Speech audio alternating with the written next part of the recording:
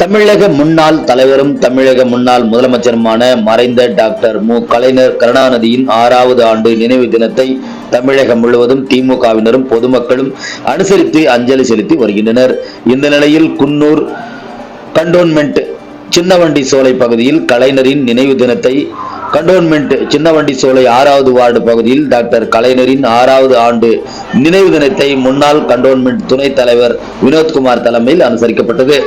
மேலும் கழகத்தின் மூத்த உறுப்பினர்கள் முன்னோடி கரியப்பா, கழக நிர்வாகி கோவர்தன் அவர்களும், கிளை பிரதிநிதிகள் சுரேஷ்குமார், சண்முகம், கிளைக்கழக நிர்வாகிகள் ஜேஷ்வா ஆண்டனி, சுனில், கிளைக்கழக துணை செயலாளர்கள் சம்துதீன், சந்திரிகா மற்றும் அப்பகுதி பொதுமக்கள் என பலர் கலந்து கொண்டு மெழுகுவர்த்தி ஏந்தி மலர் தூவி மரியாதை செலுத்தி அஞ்சலி செலுத்தினார் என்பதும் குறிப்பிடத்தக்கது.